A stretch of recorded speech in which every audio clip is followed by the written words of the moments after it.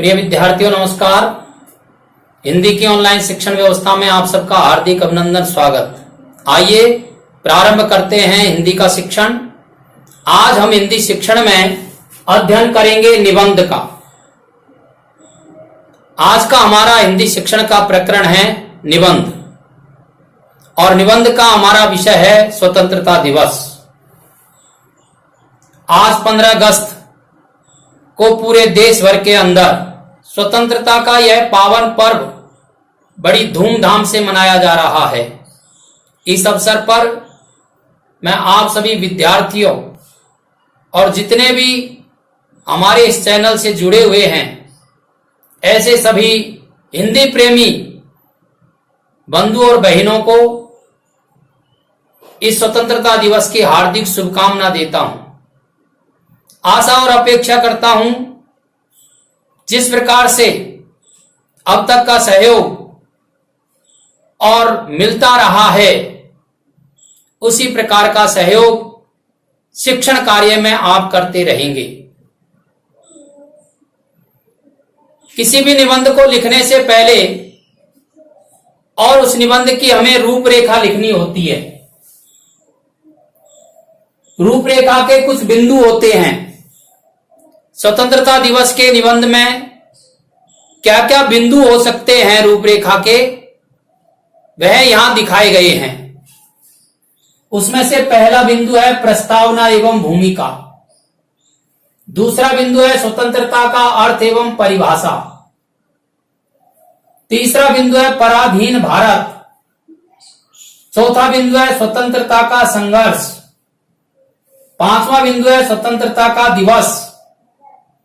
छठा बिंदु है स्वतंत्रता दिवस का महत्व और सातवां बिंदु है उपसंहार। आप अन्य बिंदु भी इसमें जोड़ सकते हैं। अब एक एक बिंदु के बारे में चर्चा करते हैं।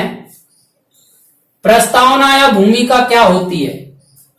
किसी भी निबंध को लिखने के लिए सबसे पहले हम उस निबंध की प्रस्तावना लिखते हैं। प्रस्तावना का अर्थ है उस निबंध से पूर्व की बातें और उन सबको इस प्रकरण से जोड़ना, यह प्रस्तावना है। उसके बाद में जो भी हमारा विषय रहता है निबंध का, उसका अर्थ क्या है, फिर उसके कारण क्या है, फिर उसके निवारण क्या है, फिर उसके संदर्भ में पूरी जानकारी देना और अंत में लिखते हैं उपसंहार। उपसंहार यानी हमने जिन जिन बिंदुओं पर चर्चा की है उसका सार क्या है, उसका सारांश क्या है, यानी छोटे रूप में हम उसको कैसे समझ सकते हैं, यह उपसंहार कहलाता है। स्वतंत्रता दिवस के प्रस्तावना, हम सब जानते हैं हमारा देश भारत उत्सवों का देश है। हर दिन यहां कोई न कोई उत्सव मनाया जाता है। त्योहारों का देश हमारा, हमको इससे प्यार है। एक कवि ने अपनी कविता में ये पंक्ति लिखी थी, अर्थात हमारा जो देश है वह त्योहारों का देश है, उत्सवों का देश है। दो प्रकार के उत्सव यहां मनाए जाते हैं। कुछ उत्सव ऐसे होते हैं जो सामाजिक हैं, जिसमें होली है, दीपावली है, दशहरा है, गणगौर है। ये ऐसे उत्सव है जो संपूर्ण समाज के अंदर और सामाजिक संस्कृति को बचाने के लिए, सामाजिक ढांचे को मजबूत करने के लिए और ये उत्सव मनाए जाते हैं। और दूसरा प्रकार जो उत्सवों का है या त्योहारों का है वह है राष्ट्रीय त्योहार, राष्ट्रीय उत्सव या राष्ट्रीय पर्व या राष्ट्रीय दिवस। हमारे देश के अंदर दो महत्वपूर्ण राष्ट्रीय पर्व हैं, राष्ट्रीय दिवस हैं, राष्ट्रीय त्योहार हैं। और उनमें से एक है 15 अगस्त अर्थात स्वतंत्रता दिवस और दूसरा है 26 जनवरी अर्थात गणतंत्र दिवस। आज का हमारा जो निबंध है वह है स्वतंत्रता दिवस।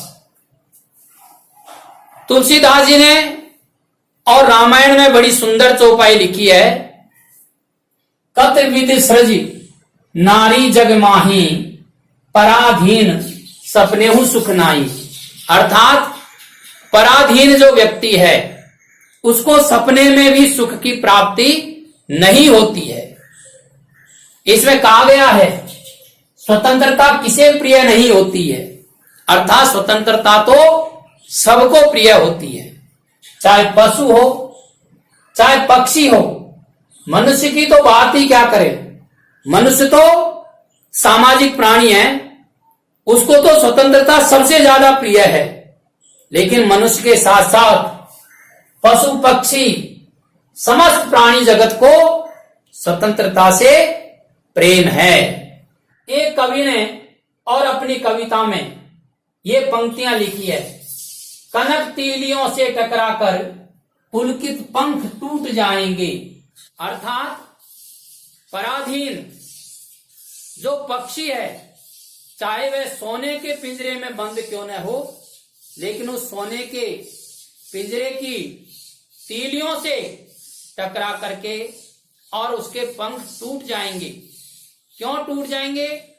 क्योंकि वह उस पिंजरे के अंदर स्वतंत्र रहना चाहता है।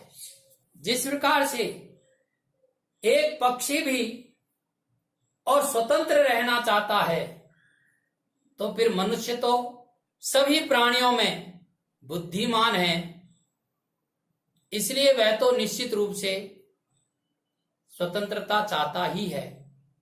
उसको तो स्वतंत्रता प्रिय होती ही है। दूसरा बिंदु है स्वतंत्रता का अर्थ एवं परिभाषा। स्वतंत्रता शब्द दो शब्दों से मिलकर के बना है। स्व धन तंत्र, अपना तंत्र। स्व का अर्थ होता है स्वयं का या अपना, तंत्र का अर्थ होता है व्यवस्था, अर्थात स्वयं द्वारा निर्मित व्यवस्था अनुसार जीना ही स्वतंत्रता है। इसके विपरीत या इसके विलोम शब्द को यदि हम देखते हैं तो इसके विलोम शब्द का, तो इसके विलोम या विपरीत अर्थ वाला जो शब्द है वह है परतंत्रता। पर धन तंत्र, पर यानी होता है दूसरा, तंत्र यानी होती है व्यवस्था। अर्थात दूसरे के अनुसार दी गई व्यवस्था के अनुकूल यदि जीवन जीते हैं तो वह परतंत्रता है। इससे पहले अर्थात इस स्वतंत्रता से पहले की जो व्यवस्था थी उसका नाम था राजतंत्र। राजतंत्र भी दो शब्दों से मिलकर के बना है, राजा और तंत्र। राज मानी राजा और तंत्र यानी व्यवस्था। जब राजाओं की व्यवस्था हुआ करती थी तो उसे राजतंत्र कहते थे। स्वतंत्रता का एक पर्याय प्रजातंत्र भी है। अभी जो हमारे देश के अंदर शासन जो व्यवस्था है वह प्रजातंत्रात्मक शासन व्यवस्था है। प्रजातंत्र भी दो शब्दों से मिलकर के बना है। प्रजा अर्थात जनता या जनार्दन या जनसमूह, और तंत्र यानी व्यवस्था। इसको लोकतंत्र के नाम से भी जानते हैं। इस तरह से यह स्वतंत्रता का अर्थ एवं परिभाषा।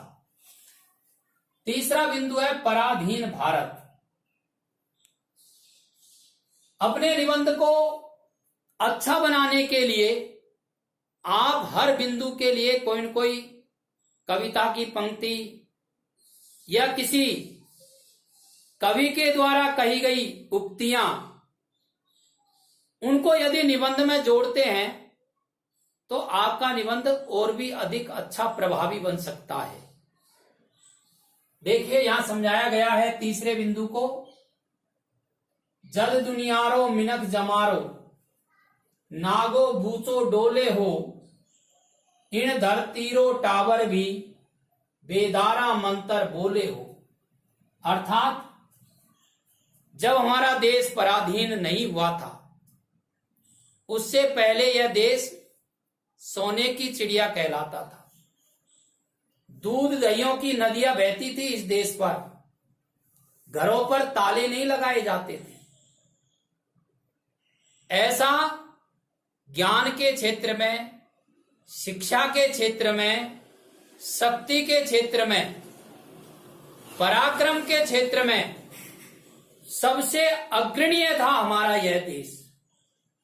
विश्व का मार्गदर्शन करने वाला था, इसलिए इसको विश्व गुरु के नाम से जानते थे। इन पंक्तियों के माध्यम से यह समझाया गया है कि जब सारी दुनिया के लोग कपड़े पहनना नहीं जानते थे, रहन सहन तक नहीं जानते थे, उस समय इस देश का बच्चा बच्चा वेदों के मंत्रों का उच्चारण करता था। अर्थात यहां के ज्ञान की व्यवस्था इतनी सुदृढ़ थी कि हर बालक को वेदों के मंत्र याद हुआ करते थे। और भी कुछ बातें मैंने संग्रहित की हैं। पूरे संसार में भारत की समृद्धि और बुद्धिमत्ता की धाक थी।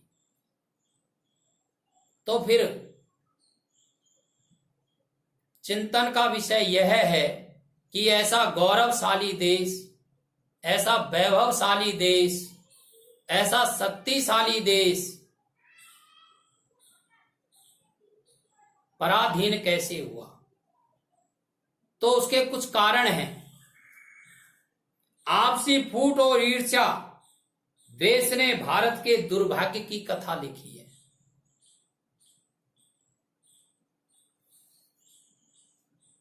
विदेशी आक्रमणकारियों ने इस देश को खूब लूटा है। अंग्रेजों ने आकर के फूट डालो और राज करो की नीति से इस देश के राजतंत्रात्मक, लोकतंत्रात्मक और प्रजातंत्रात्मक ढांचे को ध्वस्त कर दिया। एक राजा को दूसरे राजा से लड़ाना, एक राज्य को दूसरे राज्य से लड़ाना, यह उनकी नीति रही। और आए किस बहाने? व्यापार के लिए।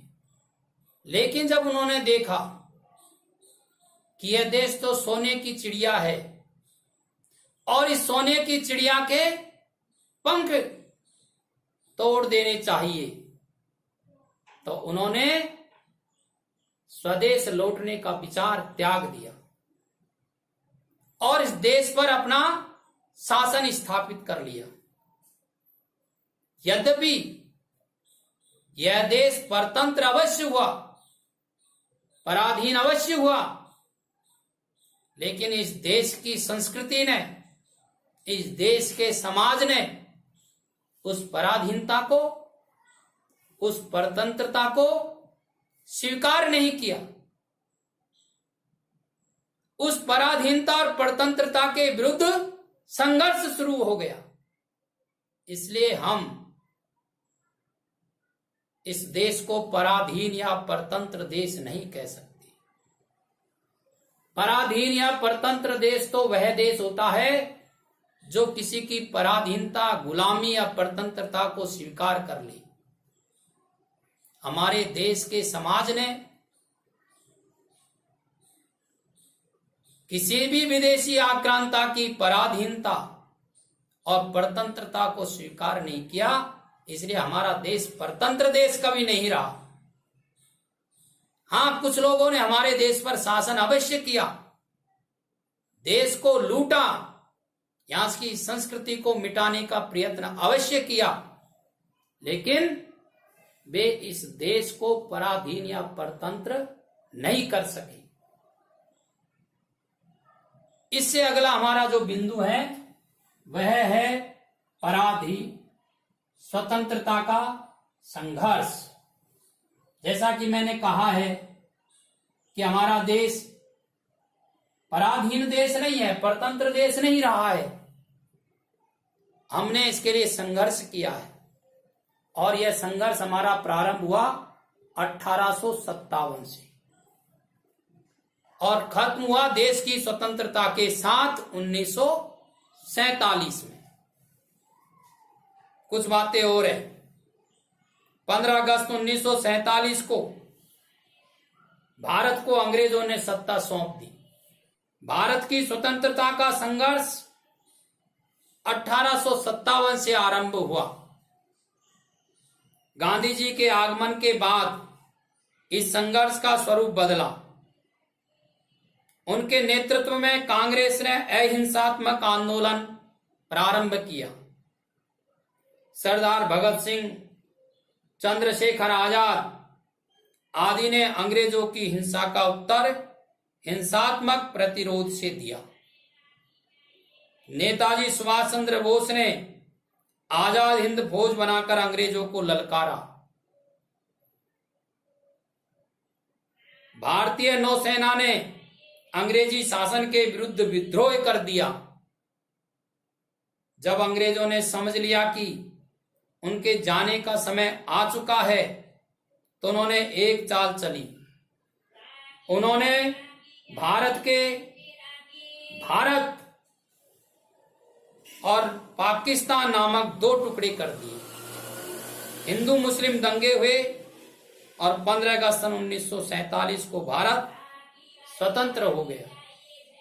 अर्थात यह स्वतंत्रता का जो संघर्ष है हमारा, यह बहुत लंबा संघर्ष चला है और इस संघर्ष में हमारे देश के जो स्वतंत्रता प्रेमी थे उन्होंने अपने प्राणों की बाजी लगा दी, अपने प्राणोत्सर्ग कर दिए। लेकिन अंग्रेजों को यह देश छोड़कर जाने के लिए मजबूर कर दिया। ऐसे हमारा यह स्वतंत्रता का संघर्ष चला। अगला बिंदु है हमारा स्वतंत्रता दिवस। 15 अगस्त 1947 से जब से हमारा देश आजाद हुआ, स्वतंत्र हुआ, तभी से प्रतिवर्ष 15 अगस्त को हम स्वतंत्रता दिवस के रूप में मनाते हैं। पंडित नेहरू स्वतंत्र भारत के पहले प्रधानमंत्री बने। यह दिन भारत के इतिहास में अविस्मरणीय दिवस है। अर्थात यह दिवस ऐसा है जिसको भुलाया नहीं जा सकता। उस समय देश के आगे अनेक समस्याएं थी, उनको हल करना शेष भी था, परंतु उस दिन भारतवासियों में अपूर्व उत्साह था। उत्साह इस बात का था कि देश स्वतंत्र हो रहा है। इस दिन को भारत ने स्वतंत्रता दिवस के रूप में हर वर्ष अत्यंत उल्लास के साथ मनाने का संकल्प लिया। प्रभात फेरियां और जुलूस निकाले जाते हैं। घरों, गली, दुकानों, बाजारों और इमारतों को सजाया जाता है और उन पर रोशनी की जाती है। शहीदों के बलिदान का स्मरण करके उनको श्रद्धांजलि दी जाती है। सरकारी कार्यक्रमों के अलावा सभी शिक्षण संस्थाओं में, सभी विद्यालयों में, सभी राजकीय कार्यालयों में और जो हमारा राष्ट्रीय ध्वज है वह फहराया जाता है। समाज का हर बंधु और इस दिन उस राष्ट्रीय ध्वज को सलामी देता है, राष्ट्रगान बोलता है और संकल्प के साथ इस स्वतंत्रता में काम आए शहीदों को श्रद्धांजलि देता है। साथ ही साथ प्रेरणा भी प्राप्त करता है, संकल्प भी लेता है कि हमारा यह देश पुनः विश्व गुरु बने, हमारा यह देश फिर से दुनिया के किसी देश की ऐसी ताकत और हिम्मत नहीं हो कि वो हमारे देश की तरफ तिरछी निगाह से देख सके। अगला बिंदु है हमारा स्वतंत्रता दिवस का महत्व। स्वतंत्रता दिवस का महत्व सामाजिक दृष्टि से भी है तो राजनीतिक दृष्टि से भी है। सामाजिक दृष्टि से संपूर्ण समाज के अंदर सब प्रकार की जाति व्यवस्था को भूल करके संपूर्ण भारतवासी और इस दिवस को बड़े उल्लास के साथ मनाता है। राजनीतिक महत्व है कि देश की जो शक्ति है उसका प्रदर्शन इस दिन होता है। साथ ही साथ देश को आगे बढ़ने, समृद्ध और सशक्त होने तथा सुशिक्षित होने का अवसर इसी दिन के कारण से प्राप्त हुआ है, यह भी स्मरण किया जाता है। भारत की विश्व में एक राष्ट्र के रूप में पहचान हुई है और भारतीयों को गौरव और सम्मान भी इस दिन के कारण से ही प्राप्त हुआ है। इसलिए स्वतंत्रता दिवस का अत्यधिक महत्व है। और अंतिम बिंदु है हमारा उपसंहार, अर्थात हम ये कह सकते हैं यदि किसी देश को आगे बढ़ना है, चाहे वह सामाजिक दृष्टि से आगे बढ़ना हो, राजनीतिक दृष्टि से आगे बढ़ना हो, आर्थिक दृष्टि से समृद्ध होना हो, तो उस देश का स्वतंत्र होना परम आवश्यक है। स्वतंत्रता में आत्म गौरव और आत्म सम्मान छिपा हुआ है। किसी भी देश की प्रगति का जो मूल आधार है वह है उस देश की स्वतंत्र शासन व्यवस्था। आज हम हमारे स्वतंत्रता प्रेमी आज हम हमारे शहीदों के कारण से और इस स्वतंत्रता दिवस को बड़े हर्षोल्लास के साथ मना रहे हैं। किसी कवि ने कहा भी है, लेकिन पंख दिए हैं तो आकुल उड़ान में विघ्न न डालो। पक्षी की व्यथा को मनुष्य से जोड़ते हुए समझाया है। पक्षी भी यह चाहता है यदि मुझे पंख मिले हैं तो मुझे स्वतंत्र रूप से उड़ने देना चाहिए। इसी प्रकार से हम सब मनुष्य भी यह चाहते हैं कि हम स्वतंत्र रह करके इस देश की प्रगति में सहभागी बने।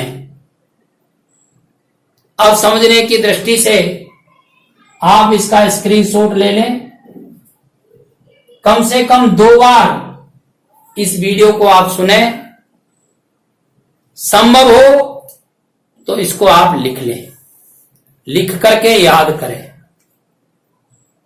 पुनः एक बार आप सबको स्वतंत्रता दिवस की हार्दिक शुभकामनाएं। धन्यवाद।